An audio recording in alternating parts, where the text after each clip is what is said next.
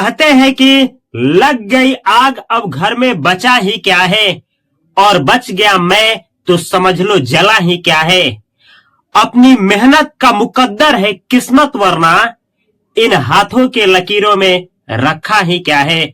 आप लोग देख रहे हैं fast coaching centre by Upendra sir का चैनल, और आज की इस वीडियो में संस्कृत का 8वां चैप्टर हम लोग कवर करने वाले हैं, जिसका नाम है कर्मवीर कथा। इस चैप्टर से एग्जाम में मिनिमम 3 मार्क्स और मैक्सिमम की बात की जाए तो 6 नंबर का क्वेश्चन पूछा जाता है, ऑब्जेक्टिव और सब्जेक्टिव मिला करके। इस वीडियो को देखने के बाद आप लोगों को यूट्यूब पे कोई भी वीडियो देखने की आवश्यकता नहीं पड़ेगी, ना या किसी बुक ही पढ़ने की आवश्यकता पड़ेगी। चलिए शुरू से शुरू करते हैं। आपका पाठ का नाम है कर्मवीर कथा। ये क्या है? आधुनिक लघु कथा। यहां से क्वेश्चंस आना शुरू हो जाता है। आपसे पूछा जाएगा कर्मवीर कथा क्या है, तो आप कहेंगे, टिक लगाएंगे, आधुनिक लघु कथा।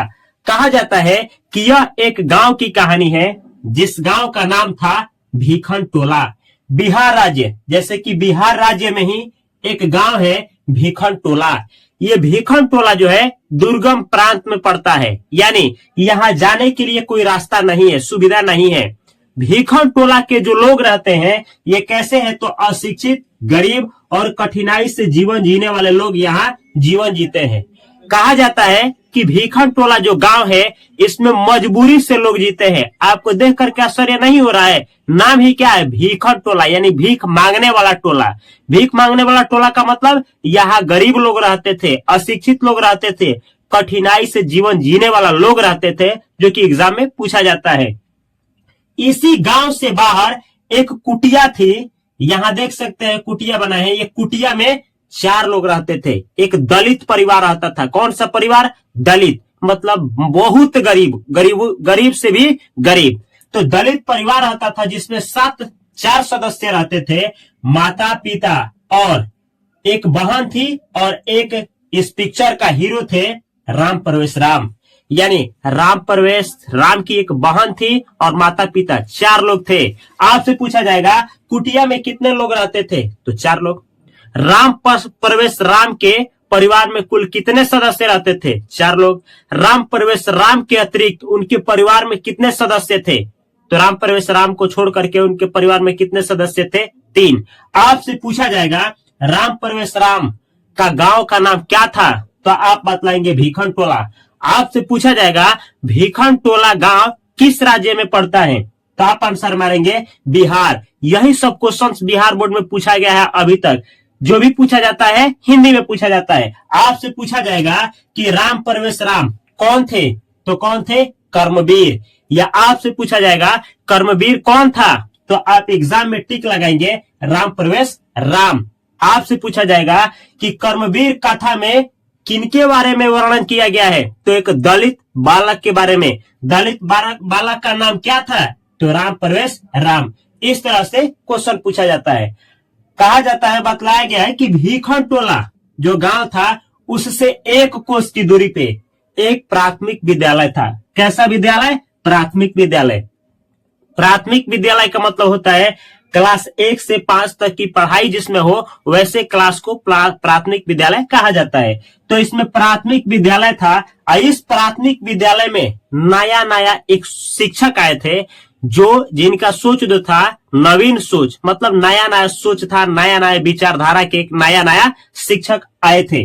कहा जाता है कि यह जो प्राथमिक विद्यालय है इसका स्थापना प्रशासन ने किया था, मतलब अधिकारियों ने किया था, जो कि यहाँ पे लिखे हैं। अब क्वेश्चन पूछा जाता है प्राथमिक विद्यालय में कौन आया था, तो नया सोच वाला गुरु, शिक्षक, अध्यापक। आपसे पूछा जाएगा प्राथमिक विद्यालय का स्थापना कौन कराया था, तो प्रशासनिक के द्वारा किया गया था। आपसे पूछा जाएगा कि भीखन टोला गांव की दूरी प्राथमिक विद्यालय से कितनी थी, तो 1 कोस। या आपसे पूछा जाएगा प्राथमिक विद्यालय और भीखन टोला की दूरी कितनी थी, तो 1 कोस।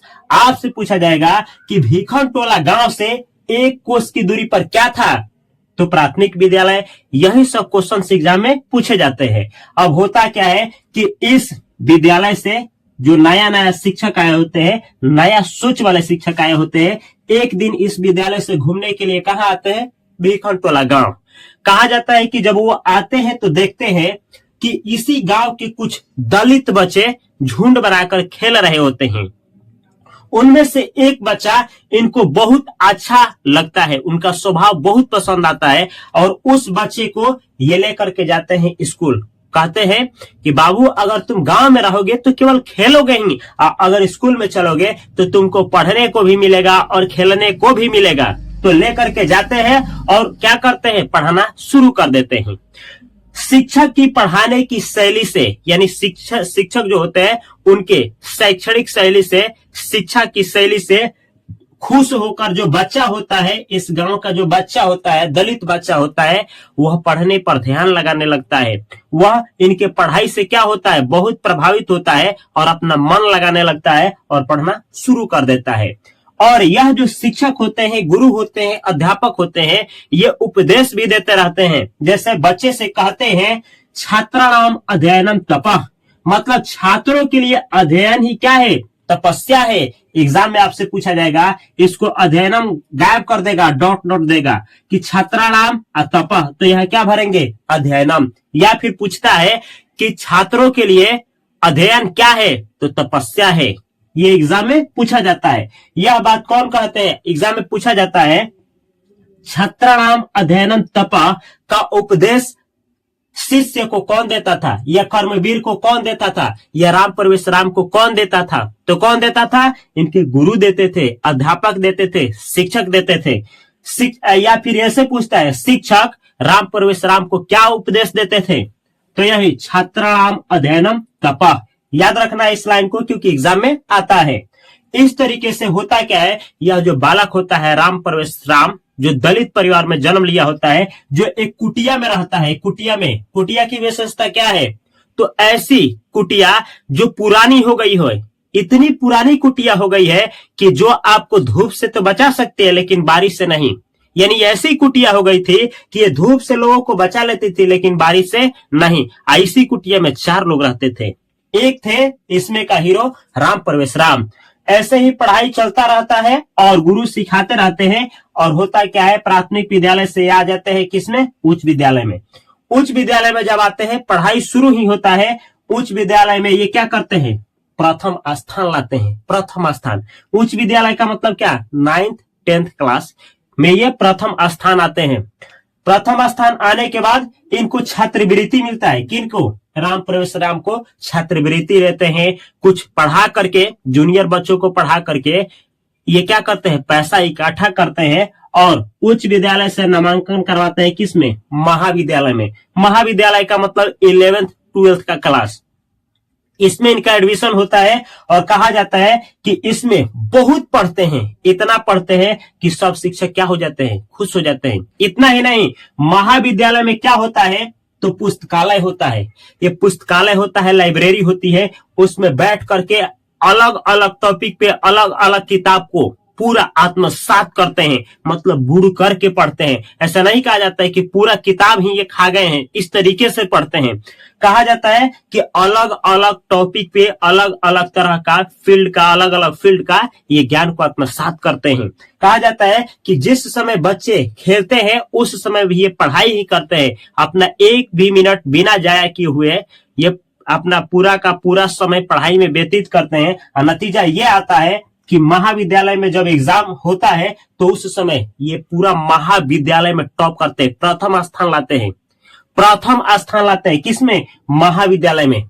इस तरीके से महाविद्यालय में प्रथम स्थान जब लाते हैं तो इनका नाम हो जाता है। इनके मम्मी पापा को भी लोग जानने लगते हैं, जो इनको लोग नहीं जानते थे वो भी जानने लगते हैं। इसके बाद इनका एडमिशन कहाँ होता है, विश्वविद्यालय में।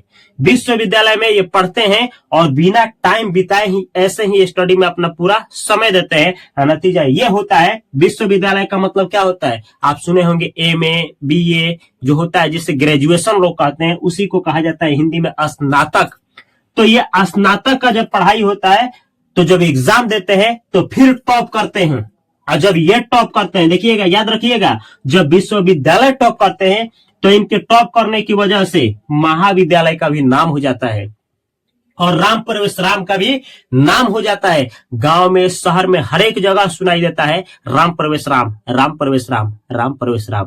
कर्मवीर कौन था? तो राम प्रवेश राम। हर एक जगह सुनाई देने लगता है राम प्रवेश राम। और कुछ समय बाद यानी करीब करीब 1 साल के आसपास ये एक एग्जाम देते हैं, केंद्रीय लोक सेवा परीक्षा यानी बीपीएससी का एग्जाम। और उसमें टॉप तो नहीं करते हैं लेकिन उन्नत स्थान हासिल करते हैं। इस एग्जाम में आप क्या बनेंगे? एक अधिकारी बन जाते हैं, एक अच्छा खासा प्रशासनिक अधिकारी बन जाते हैं। तो इसमें एक उन्नत स्थान हासिल करते हैं। इसके बाद इनका एक इंटरव्यूअर होता है, इंटरव्यू लेता है। इंटरव्यू जब लेता है, इनके बारे में पूछा जाता है तो ये अपने बारे में बतलाते हैं कि हम एक दलित परिवार के ऐसे ऐसे बैकग्राउंड से इतना मेहनत करके हम यहाँ तक आए हैं।